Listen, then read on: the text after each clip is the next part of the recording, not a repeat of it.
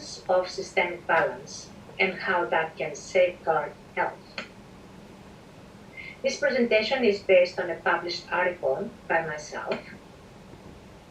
Now, hormones fluctuate with lifestyle, with age, nutrition, and health status. Hormonal balance appears to be the best defense against all disease, and of course aging, including viral infections. Symptoms of hormonal imbalances: mood swings, low libido, headaches, night sweats, acne, insomnia, tiredness, fatigue, and of course weight gain.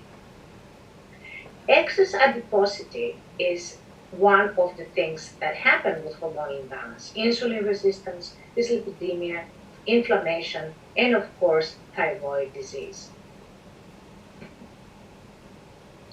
Now, early stages of diabetes has been shown to be very much related to the thyroid, and so is heart disease. So there are several articles that have been published of how the coronary heart disease is associated with very low density lipoproteins, and how also diabetes is also related to the VLDL cholesterol, that is when it's very high. Also, there are cardiovascular consequences of cortisol excess. So when you have excess cortisol, again, it's the same problem with both heart disorder and with diabetics. So toxicity interferes with the balance between ghrelin and leptin. So ghrelin is basically, when you're hungry, you have a lot of ghrelin. You can see the scale goes towards the ghrelin. And when you are satiated, then your leptin takes over. Basically, there is a balance. There is like a scale that goes, it changes when you're hungry and when you're not hungry.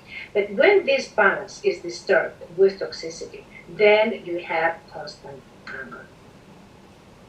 Toxicity in visceral adiposity increases hunger because visceral adiposity contains toxicity.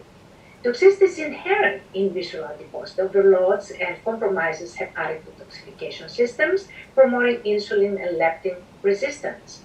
Increasing ghrelin, one of the central stimulators of appetite, ultimately promoting increased hunger. What do we mean by leptin resistance? A very interesting thing. You might have very, very high leptin, but it doesn't mean that it creates the signaling that is necessary for the body to function. So it's there, but it doesn't do anything. So that's the resistance to leptin. That's what that means.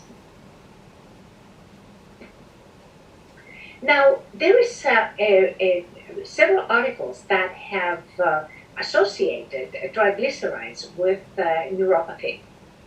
And that is, again, a problem with diabetes, that a lot of patients have to end up getting amputated as a result of this neuropathic pain and neuropathy that affects them.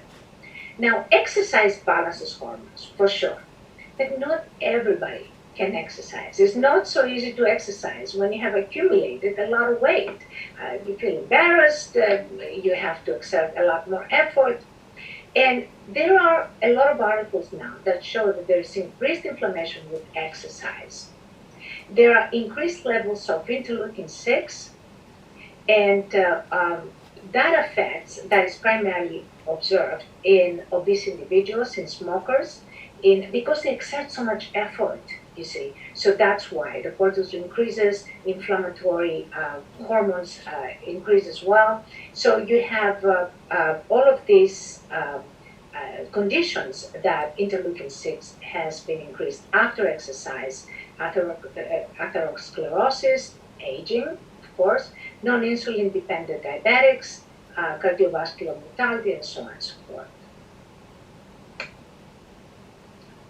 Now, there is a raise in inflammatory markers that is associated with both free and total testosterone suppression. So when the testosterone goes down, now when you exercise very strenuously, the testosterone goes down, your cortisol goes up because you're exerting so much effort.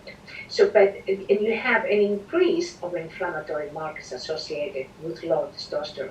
So all the males' higher mortality rates from COVID-19 may have been due to testosterone decline with age. That increases the inflammation, and of course inflammation is associated with the cytokine storm that takes off the body and basically kills us because the white blood cells attack our own vital organs. This is a study from England. That's a patient that offered